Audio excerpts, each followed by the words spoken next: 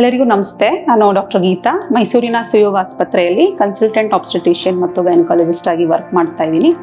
ಈ ದಿನ ನಾನು ಹೆರಿಗೆ ನೋವಿನ ಲಕ್ಷಣಗಳು ಮತ್ತು ಯಾವಾಗ ಗರ್ಭಿಣಿ ಸ್ತ್ರೀ ಹಾಸ್ಪಿಟಲ್ನ ಭೇಟಿ ಮಾಡಬೇಕು, ಹೆರಿಗೆಯ ನೋವಿನ ಹಂತಗಳೇನು ಅನ್ನೋದನ್ನ ನಾನು ಸ್ವಲ್ಪ ಮಟ್ಟಿಗೆ ತಿಳಿಸ್ಕೊಡ್ತೀನಿ. ಸೊ ಈಗ ಮಹಿಳೆಯರಲ್ಲಿ ಈ ಹೆರಿಗೆಯ ಏನು ಕ್ಷಣ ಅಂತಿದೆ, ಇದು ಅವರ ಜೀವನದ ಅತ್ಯಮೂಲ್ಯ ಮತ್ತು ಅಷ್ಟೇ ಕಷ್ಟಕರವಾದ ಕ್ಷಣಗಳು. ಇದೆಲ್ಲರಿಗೂ ತಿಳಿದಿರೋ ಅಂಥದ್ದೇ. 9 ತಿಂಗಳು ಏನು ಅವರು ವೆಯ್ಟ್ ಮಾಡಿರ್ತಾರೆ, ಅದರದ ಒಂದು ಫಲಿತಾಂಶನ ಎದುರು ನೋಡ್ತಾ ಇರ್ತಾರೆ. ಸೊ ಏನಿದು ಹೆರಿಗೆಯ ಒಂದು ಲಕ್ಷಣ ಅಂದರೆ ಆ ನೋವಿನ ಲಕ್ಷಣಗಳು ಯಾವ ರೀತಿ ಶುರುವಾಗುತ್ತೆ, ಬರ್ತಾ ಇರೋ ನೋವು ಹೆರಿಗೆ ನೋವೇನಾ ಅಥವಾ ಅಲ್ವಾ ಅನ್ನೋದ್ರ ಬಗ್ಗೆ ತಿಳಿಸ್ಕೊಡ್ತೀನಿ. ಸೊ ಈಗ ನಾವು ಎಲ್ಲ ಪೇಷಂಟ್ಸ್ಗೂ ಅವರ ಒಂದು ಆ್ಯಂಟಿನೇಟಲ್ ಕಾರ್ಡ್ ಅಥವಾ OPD ಕಾರ್ಡ್ನಲ್ಲಿ EDD ಅಂತ ಮೆನ್ಷನ್ ಮಾಡಿರ್ತೀವಿ.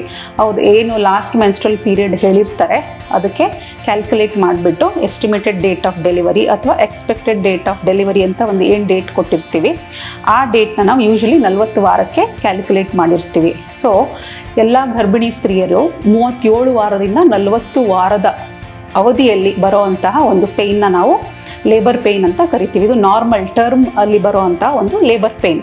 37 ವಾರದ ಒಳಗಡೆ ಅಂದರೆ ಮುಂಚಿತವಾಗಿ ಬರ್ತಾ ಇದ್ರೆ ಅದು ಪ್ರೀಟರ್ಮ್ ಲೇಬರ್ ಆಗಿರುತ್ತೆ. ಸೊ ನಾನೀಗ ನಾರ್ಮಲ್ ಹೆರಿಗೆಯ ಪೇಯ್ನ್ ಬಗ್ಗೆ ಮಾತಾಡ್ತಾ ಇರೋದ್ರಿಂದ 37ರಿಂದ 40 ವಾರದ ಒಳಗಡೆ ಏನು ಹೆರಿಗೆ ನೋವು ಬರ್ತಿದೆ ಅದ್ರ ಬಗ್ಗೆ ತಿಳಿಸ್ಕೊಡ್ಲಿಕ್ಕೆ ಇಷ್ಟಪಡ್ತೀನಿ. ಸೊ ಹೆರಿಗೆ ನೋವು ಯಾವ ಥರ ಶುರು ಆಗುತ್ತೆ? ಫಾರ್ ಎಕ್ಸಾಂಪಲ್, ಈಗ ಯಾವುದೇ ಒಂದು ಗರ್ಭಿಣಿ ಮಹಿಳೆ 37 ವಾರ ದಾಟಿದ್ದಾರೆ ಅಥವಾ 40 ವಾರಕ್ಕೆ ಹತ್ತತ್ರ ಬರ್ತಾ ಇದೆ ಅಂತ ಅನ್ನುವಾಗ ಅವರಿಗೆ ಕೆಳ ಹೊಟ್ಟೆಯ ಭಾಗದಲ್ಲಿ ಟೈಟ್ನಿಂಗ್ ಆಫ್ ಅಬ್ಡಮನ್ ಅಂದರೆ ಹೊಟ್ಟೆ ಬಿಗಿ ಹಿಡಿಯೋ ಅಂಥದ್ದು ಇರ್ಬೋದು, ಮತ್ತು ಕೆಳ ಸೊಂಟ ನೋವು ಲೋಯರ್ ಬ್ಯಾಕ್ ಪೇಯ್ನ್ ಅಥವಾ upper thigh pain. So usually ಈ ಹೊಟ್ಟೆ ನೋವು ಇನಿಷಿಯಲಿ ಅಷ್ಟು ಇಂಟೆನ್ಸಿಟಿ ಜಾಸ್ತಿ ಇರಲ್ಲ ಮತ್ತು ಫ್ರೀಕ್ವೆನ್ಸಿ ಇರಲ್ಲ.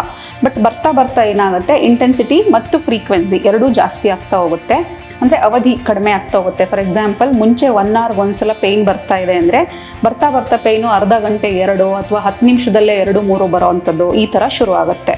ಸೊ ಈ ಹೆರಿಗೆ ನೋವು ಜೊತೆಗೆ ಒಂದು ಸರ್ವೈಕಲ್ ಮ್ಯೂಕಸ್ ಪ್ಲಗ್ ಅಂತ ಇರುತ್ತೆ, ಅಂದರೆ ಗರ್ಭಕೋಶದ ಬಾಯಿಯಲ್ಲಿ ಒಂದು ಡಿಸ್ಚಾರ್ಜ್ ಆಗುತ್ತೆ, ಅಂದರೆ ಸ್ರಾವ. ಅದು ಸ್ವಲ್ಪ ಬ್ಲಡ್ ಮಿಕ್ಸ್ಡ್ ಡಿಸ್ಚಾರ್ಜ್, ಅದನ್ನು ನಾವು ಶೋ ಅಂತ ಕರಿತೀವಿ.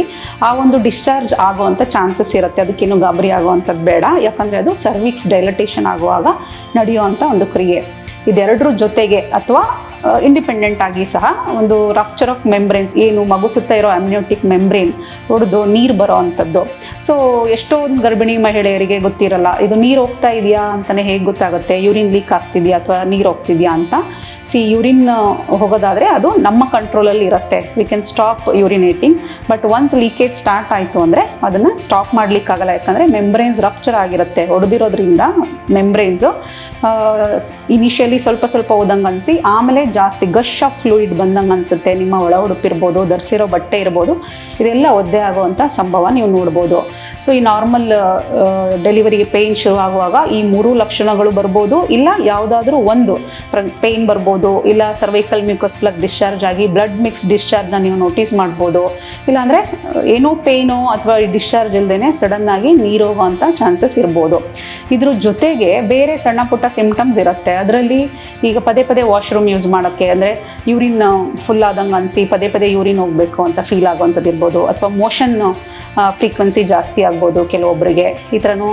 ಮತ್ತು ವೆಜೈನದಲ್ಲಿ ಪುಲ್ಲಿಂಗ್ ಸೆನ್ಸೇಷನ್, ಅಂದರೆ ಸ್ವಲ್ಪ ಸೆಳೆತ ಥರ ಶುರುವಾಗುತ್ತೆ ಯೋನಿಯ ಭಾಗದಲ್ಲಿ. ಇದೆಲ್ಲ ನಾರ್ಮಲ್ ಹೆರಿಗೆ ನೋವು ಬರೋವಂಥ ಲಕ್ಷಣಗಳು.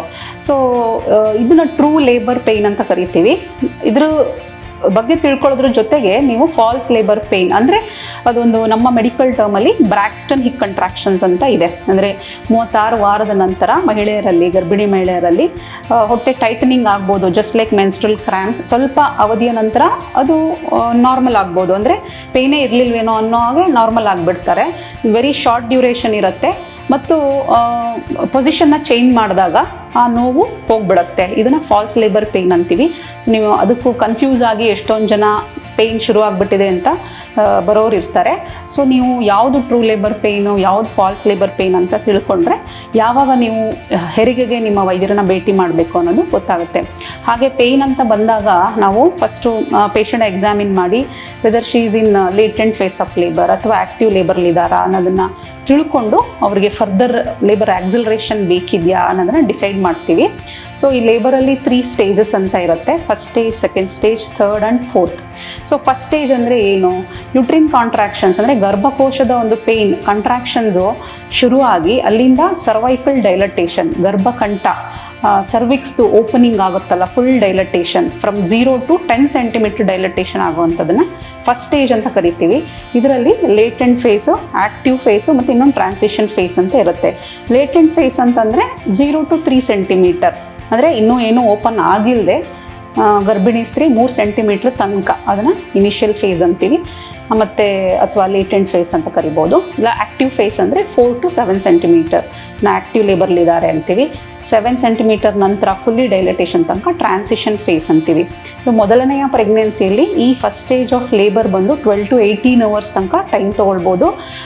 ಮುಂಚೆ ಆಲ್ರೆಡಿ ಡೆಲಿವರಿ ಆಗಿರೋವಂಥ ಮಲ್ಟಿಪ್ಯಾರಸ್ ವುಮೆನ್ನು, ಮಲ್ಟಿಗ್ರಾವಿಡಾ ಅಂಥವರಲ್ಲಿ ಡ್ಯೂರೇಷನ್ ಶಾರ್ಟ್ ಇರುತ್ತೆ, 6 to 8 ಅವರ್ಸ್ ಅವಧಿ ತೊಗೊಳ್ಳೋವಂಥದ್ದು ಇರುತ್ತೆ. Then what is second stage of labour?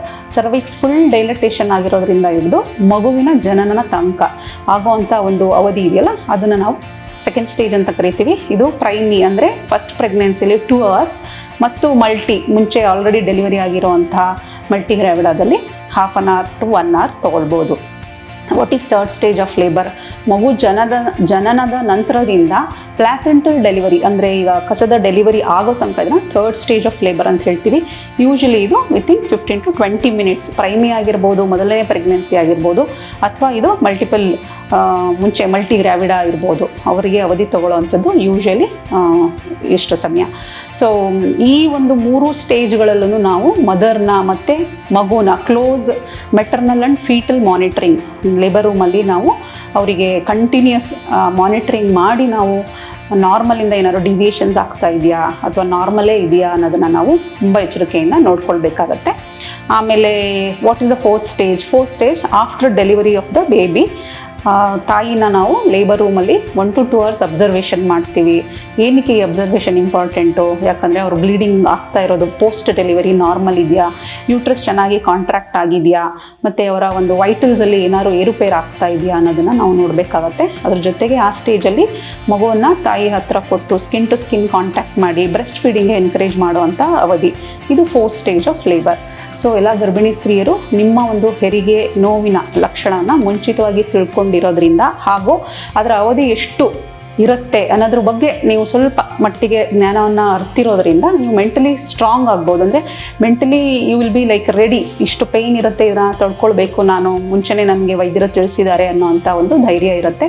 ಹಾಗಾಗಿ ಎಲ್ಲ ಗರ್ಭಿಣಿ ಮಹಿಳೆಯರಿಗೆ ಇದು ಉಪಯುಕ್ತವಾದ ಮಾಹಿತಿ ಅಂತ ತಿಳಿದಿರ್ತೀನಿ. Thank you.